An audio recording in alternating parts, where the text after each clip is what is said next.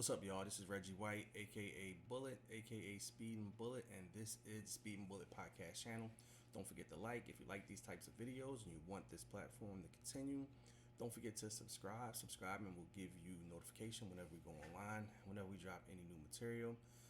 Don't forget to comment. Don't forget to comment on these posts. Let us know how you feel. Let us know how you feel about these topics. Let us know where you're commenting from, name, city, state, and like I said, let your voice be heard. Today, what we're going to talk about is Candace Owens. Candace Owens. Now, Candace Owens was recently, I think yesterday, was fired from her job on the Daily Wire. So I thought it was appropriate to have a conversation about Candace Owens and what she means to black media, what she means to, the overall black voice in media, in politics, and, just have a general conversation about, who Candace Owens is and really why we should not fall for any of her tactics. And when I say tactics, what I mean is when Candace Owens was recently on the Breakfast Club a couple of days ago, she sounds and on the surface appears to be someone who is a friend to black people, is a friend to black America. However, once you kind of dig deep into what she's saying, you start to realize that a lot of the bloviating that she's doing is camouflage for what she's really trying to say. But it's important to kind of dive into some of the things that she's saying, so we don't fall victim to, taking her out of context or just listening to her being articulate and stating a point, and that being what we kind of hold on to and not really drive or dive into, what she really means. I mean, if you squint your eyes, Candace Owens sounds like she knows what she's talking about. Sounds like she has a really good pulse on the culture, and she sounds like somebody that we should, take seriously. But, Candace Owens is, she has a very special role in right wing media, and that role is, she's the most famous black member of that political movement, and that political movement really is overtly racist. But what she's really doing is she's catering to white voters by really casting blacks, immigrants, LGBTQ folks as their enemies. And it's a movement that really prizes white victimhood. And in that movement, someone, like Candace Owens, who say racist things and thus give white people the freedom to think that those same things, it gives white people the freedom to say those things and to think those things without the guilt of feeling or being racist. And some of the things that she has that she's implied, which I'm gonna kind of dive into each one, is she's implied that racism is over. And more specifically because she's never been a slave, and because no one alive has ever been a slave, and no one alive has ever owned slaves. But I think that what she's saying is partially right. Of course, no one alive has owned slaves, and no one here today has been a slave. But where she misses the mark, and this is on purpose, and that's why I said she can sound like she knows what she's talking about. Racism is over. We need to move past that. And what she glosses over is how many years that racism and discrimination against black people and African people have taken place in this country. Hundreds and hundreds of years.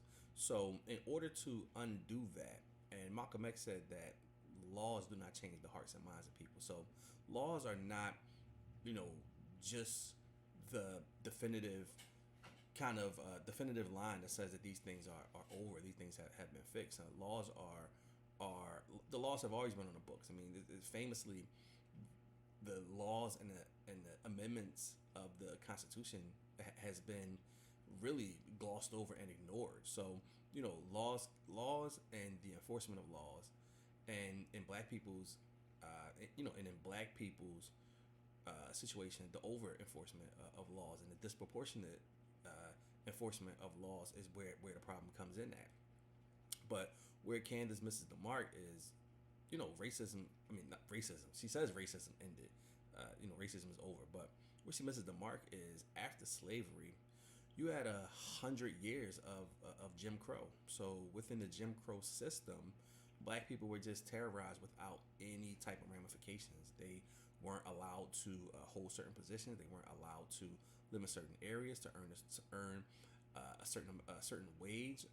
They would have to cross the street when they see a white person walking towards them. They would have to keep their heads down. If Black people did achieve any amount of success, and let's be clear, I'm not saying that this happened with every Black person, obviously not, but more often than not, when Black people did gain some type of success, it was immediately attacked. Most everyone knows about Black Wall Street in Oklahoma. I mean, that type of a community was attacked, and what made it even more harsh and difficult for Black people is they had no protection from the law. So it was not only were they terrorized, but they had no way of complaining, no way of getting justice, no way of fighting back, and that pretty much happened the 100 years after slavery. So slavery ended, but the lingering effects of slavery, just stayed as a cloud, and really as an anvil on the necks of Black America, or what was emerging as Black America. And yes, a lot of folks walked away from those experiences. Well, let me say a lot of folks achieved great things within those experiences, but when you talk about a system that is set up for Black people to fail, you have to realize that doesn't mean that it's going to be 100% fail rate. But if the system is so rigged that fail rate is 80%, then the system is working really well. If the system is running and at 90% of Black people are not able to achieve just minimal success, then the system is working. So when people mention the system, this is what they mean. They don't mean it in an absolute, like it's going to be 100% fail rate for Black people. But if that fail rate because of the system is disproportionate, is 80-90% of Blacks fail in this system, then we have to look at the system and what is wrong, especially when you compare Black people to other groups that are not failing at that rate. So that system is set up for people to fail and for people to succeed and to have disproportionate outcomes, regardless of who you are and what your baseline education, your baseline desire to be successful is. So, like I said, Candace Owens totally missed the mark saying that slavery, or I'm saying that racism is over. Because no one was a slave, and not really giving any context to what happened after slavery, and what happened up into and after the civil rights movement. We're talking about 60 years ago, 80 years ago, where Black people had no rights, zero rights. Their rights could be violated at any moment without any repercussions. And for Black people to have succeeded through that is just an absolutely amazing feat. But for her to say that it doesn't exist anymore, or it's not something that is relevant anymore, is totally missing the mark. Now what she would counter is that when we talk about racism, that creates an environment where Black people feel victimized. I mean, black people feel like they are victims, and that there is no way of recovering from being a victim. And she would say that that is the reason why Black America is in the state that it's in. She would say that there are too many Black people that use the crutch of slavery as an excuse or to be victims and to not pursue things because of that fact. And that's probably true for a very small amount of people, but more so the system creates an environment that does not instill a lot of hope. It's not a system that really concentrates on building dreams and building just building motivation. It's not a system that's designed to do that. So that's kind of one of my just very very basic critiques of Candace Owens. Now, also I remember not too long ago, I think she testified in front of Congress, and I'm going to read to you exactly what she said just about white supremacy. She says, now, before I even say what her statement is, she was testifying in front of Congress because there was, I do believe that there was a Pentagon or some type of military study that said that white supremacy is one of the, if not the biggest threat to the United States, and even more specifically, the biggest threat to African Americans. So, what Candace Owens said about white supremacy is, I'm going to just read exactly what she said. She said, based on a hierarchy of what's impacting minority Americans, if I had to make a list of 100 things, white nationalism would not make the list. White supremacy and white nationalism are not a problem that is harming Black America. A Black person telling Congress, a Black person like Candace Owens telling Congress that white supremacy is not a big deal is really an enemy to Black people everywhere and a friend to white supremacy. If you think that white supremacy does not exist, is not a real thing, then you have to believe that people have just fundamentally just changed their minds and changed how they do things. Now, whether or not white supremacy as an ideology is something that is preached as a specific ideology, white supremacy is a reason why people would not want the system that we live in, this American system that's built on white supremacy. That is the reason why people do not want this system to change, because obviously this system is changing. I mean, obviously the system is working, for white people. So you don't have to specifically subscribe to that ideology, but that does not eliminate the fact that this system is still in place. But like I said, the Pentagon, they gave their study says that white nationalism, white supremacy is on the rise, and it's the biggest, it is the biggest threat to Black America. But Candace Owens says that it's not, and like I said, to have that type of attitude, you really are the enemy of Black people, because white supremacy is real, and you can debate how big or small it is, but it is real, and it is a real threat to Black people.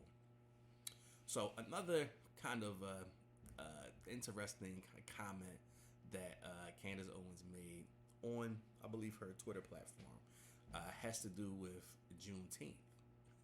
Now, she has been attacking Juneteenth since it's really become mainstream, not even really knowing or understanding that Juneteenth has been around for a long time, especially in Texas where it originated. But she had two quotes on her on her Twitter that I'm gonna read to you guys and kind of talk about how how this does not help our cause as Black people. So the first one is, she says, Juneteenth is still ghetto and made up. Hope everyone enjoys it. So, she totally, absolutely misses the mark. So just to say that Juneteenth is still ghetto, So what makes Juneteenth ghetto? And are you just equating black people with ghetto? Because there are different types of Juneteenth celebrations all throughout the country. I mean, some are as simple as hanging a flag. I know at my job, I did something where we were passing out some buttons. Some Juneteenth celebrations are small, and some are black tie affairs. You know, just a wide range and variety of ways that people would celebrate the holiday. So, is she implying that because this is something that is celebrated or recognized uh, by black, the majority of people that recognize this holiday is black people, that in some way is inherently ghetto, or something that is just for us is inherently ghetto, or we're gonna make it ghetto. So that in itself, she's totally wrong and incorrect about that. But the other thing that she said it's still ghetto and made up. Every holiday is made up.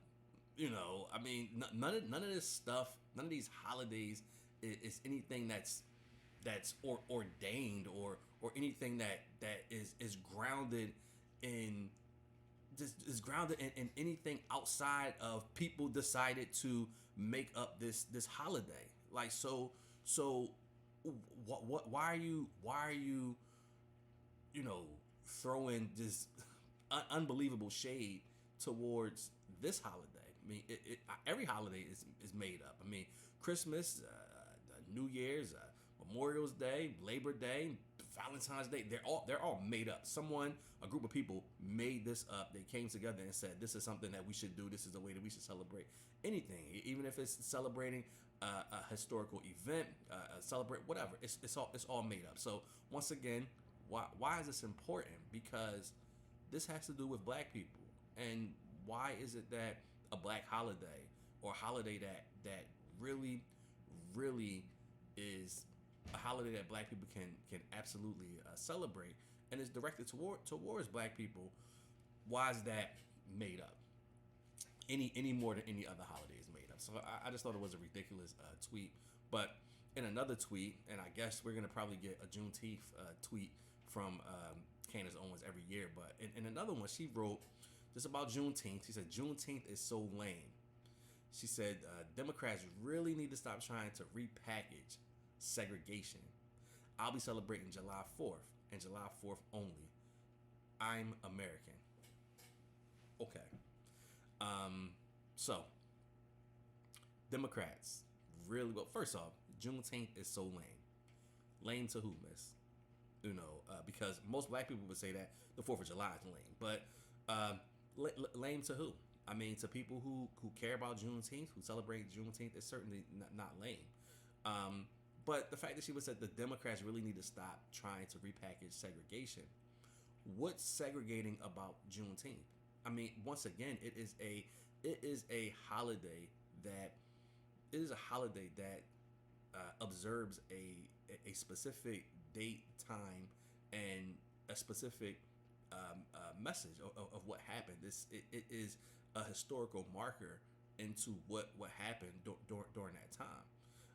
There actually is no American holiday that does mark the end of slavery, which that really should be a holiday. It really should be a specific holiday of when slavery ended. And the fact that she would say that this is in some way a way to repackage segregation is just utterly ridiculous. Like, Juneteenth is not something that can only or should only be celebrated by black people. That's an absolutely kind of ridiculous statement to make.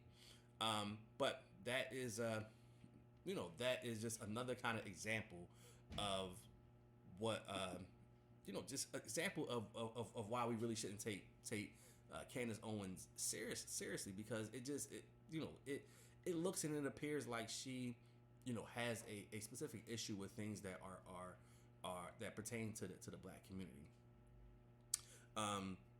So, but she's not only just, she doesn't only just save her attitude for for black people.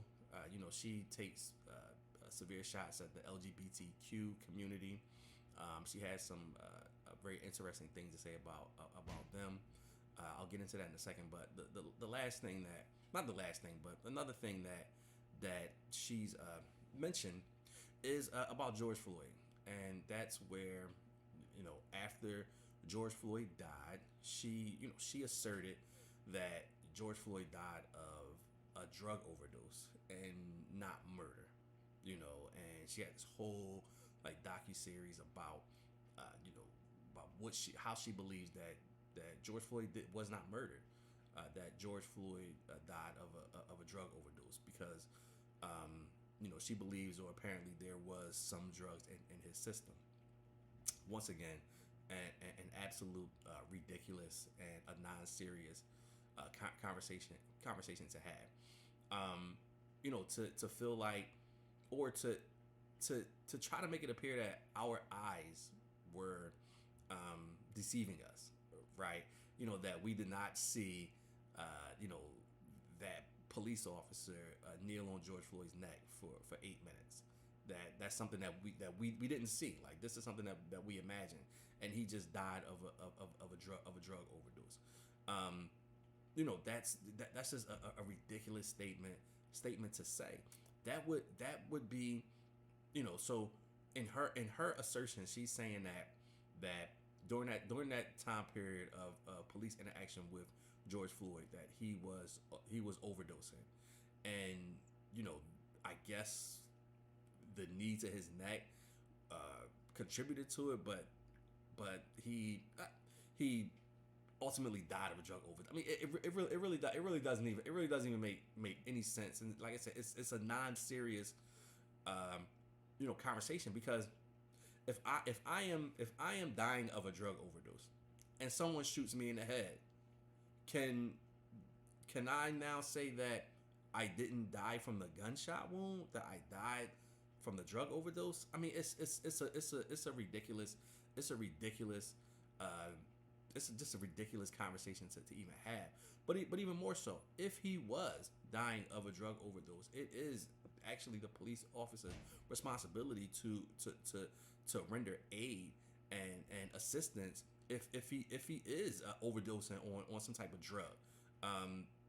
To put your knee on his neck is in no way assisting someone that is having a medical issue. Like I said, obviously she's attacked trans folks. Just in an effort to say that trans folks are just not real people. That they are not.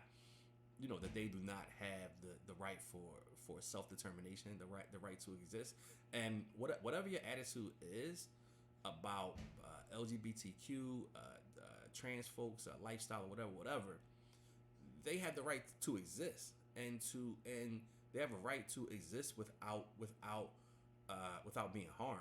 They have a right to self-determination. They have a right to exist, and to think that those folks should in some way be attacked or harassed, is just out of bounds and out of line. And she kind of, when I hear people talk like that, I mean, to me, the first thing I think about is what's it to you? What's it to you? What these folks, how these folks behave, what these folks do. What's it to you? How is it affecting your life? Now, if you want to get into the pronoun game, once, I'm not gonna say pronoun game, but if you want to get into the pronoun debate, then my answer is once again, utilizing pronouns is not something that is really hurting or harming someone. I mean, so, but to have or to use compassion and common sense with people, there's nothing wrong with that. I mean, we can get into a whole conversation at some point just about trans folks and about pronouns, but like I said, she continuously attacks trans folks. You know, she's a anti-vaxxer. you know, and she feels like vaccines are created by governments and pharmacy in order to order to poison people, in order to kill people. It's a money grab. All of those things, which we've seen plenty of evidence that these things have happened in the past, where experiments on black people. I mean, most folks are familiar with the Tuskegee experiment, and just black people and our just apprehension and anxiety when it comes to dealing with people in the medical community, how our voices aren't heard. Our needs are not the same, and those needs are not met. However, when you talk about anti-vax, I mean the very thing that we're talking about is COVID, and I think it's amazing, and I'll circle back to why this affects black people, but I think it's amazing that COVID is the vaccine that has caused the most kind of controversy and angst. But what's interesting is COVID is the virus that has killed so many people. So the angst and the apprehension from COVID has caused a lot more deaths than the vaccines that we have floating around in us right now. So, you know, you can have whatever kind of opinion that you have about vaccines in general, but if anyone was floating around here during COVID, people was dying. Like, people were just dying, and people were dying alone. We're not allowed to even have interaction with family members. They had to die on FaceTime and things of that nature. Now, for anyone that says, and once again, we can have a deeper conversation about vaccines. But for anyone that was around back then, people were dying. And for anyone to say, that this disease wasn't real, that you can just, it was gonna magically go away, like Trump said, people were dying, and the circumstances behind the virus was something that we never seen before. I mean, you never seen a situation where a person has COVID and 50 people in a funeral test positive. You would never see that with any type of a virus. I mean, if someone caught a cold, I mean, it might go through the house, it might not. Someone caught the flu, it might go through the house, it might not. But it wouldn't take out whole wedding parties, it wouldn't take out whole funeral, it wouldn't take out whole businesses, organizations. Everybody that came in contact with ended up catching COVID. So it wouldn't take up, it would not carry the same weight of some of these other viruses. So for people to be like, anti-vax, anti-medicine, there are flaws in that type of ideology. But how it affects black people, it affects us in the sense of we already have limited resources and limited access to to quality healthcare, quality health management, quality services within healthcare. So for us, we can't afford to be wrong about these things. We can't afford to dismiss these things, because we ultimately are not in a real position to be able to really fight these issues if need be. So a lot of the folks who ended up dying from COVID were people who were disadvantaged, who were African Americans, people of color. Those people had a much higher rate of catching COVID, and I believe a much higher rate of dying from COVID. So when you preach these conspiracy theories and these bad medicine, you do create an environment where a lot of black people will choose not to follow, but we will end up being the ones that are hurt the most by it. So I'm gonna say that the last thing, and this is probably one of the things that probably got her fired, is just her stance on kind of like global affairs. So she once made a statement about just about nationalism, and in the United States we deal with really white nationalism. We don't really deal with nationalism in the sense of a common a national ideology. It's really a white nationalist ideology that people want to hold on to. And one of the things that she said was that Hitler, as a nationalist, as a German nationalist, was okay. That Hitler was okay until he decided to to expand his ideas beyond Germany. She said something to the effect of Hitler decided to take it too far. That he decided he wanted the world to be German. He wanted the world to be white. He wanted the world to have blue eyes, and that in a sense became the issue. And once again, Candace totally misses the mark. Any type of any type of ideology that is a nationalist is going to have people within that country are going to be oppressed. I mean, it's just as simple as that. It's going to create an environment where there is a very specific us against them, and when you are a nationalist ideology country or society, those you start to create laws that will cater to will cater to a specific group, and there will be folks who are there will be folks who are left out, who are oppressed. But just to say that, to make any reference to Hitler, and any reference to his ideology at some point being okay, or at some point having some merit, is totally absolutely missing the mark. So kind of like to kind of wrap this up, I just wanted to say that a person like Candace Owens, she has said a lot of controversial things, and most of them have gone unchecked because she's black. She's she's black, so there's nothing better. There's nothing more convenient than a right wing racist party getting a black person to hold their water, getting a black person to do their deed, to do their bidding. There's nothing more.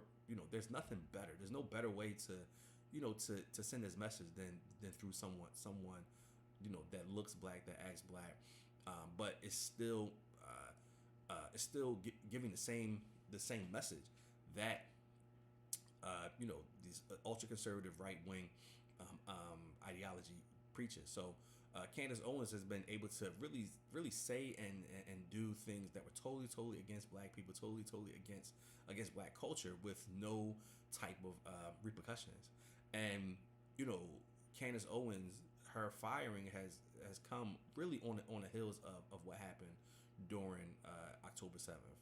The attack on Israel and the subsequent war with Hamas, and what Candace Owens ultimately said that has gotten her in trouble and has led to her firing is her stance on Israel, which I actually agree with her stance on Israel. And what she said, very kind of basic, is that no country, meaning Israel, has the right or the ability to perform a genocide, to kill people indiscriminately, to try to wipe out an ethnic group, a religious group. No country has the right to do that. Regardless of what has happened, to Israel, and all of our hearts are with the people of Israel, for having to go through that attack. I mean, we all have compassion for the people, but what she was saying, and I agree, and I think she's correct, is that is no excuse to commit a genocide. But as a result of that, she took a lot of backlash, especially from her employer, who is someone who is a Zionist, is someone who is very pro Israel, and they had a back and forth just about her statements and her opinions about Israel, and about how they were conducting themselves during this war. A few months later, she's ultimately been terminated. So I just want to leave you guys with this last thing. It's very interesting that a black person can spit all kinds of craziness about black people can be very condescending, disrespectful, call us ghetto, really disrespect the things that that a lot of black people hold dear to our culture. That person is allowed to say these things with just immunity, say these things with no consequences. But the moment the moment that Candace Owens says something, about a different group, that's where true controversy lies. So I think it's just important to really kind of recognize and understand that fact, and to recognize and understand, that unfortunately our damage, it's not important, to other people. It's absolutely not, So we have to make sure that we are putting the proper time, the proper attention into figures like Candace Owens, who is here for a very specific purpose, which is to sow dissent, and to really hold the water for white supremacists, to hold the water for white nationalists, and to really, in essential, be anti-black. So I'm going to leave you guys with that. Don't forget to like if you like these types of videos. Don't forget to subscribe. Subscribing gives you opportunity to be notified whenever we go online, whenever we drop any new material. Don't forget to comment. Let us know where you're from, name, state, city. Let us know where you're from. Let us hear your opinion. Let's talk about these topics. Let's try to get some things done. I'll talk to you guys later. Peace.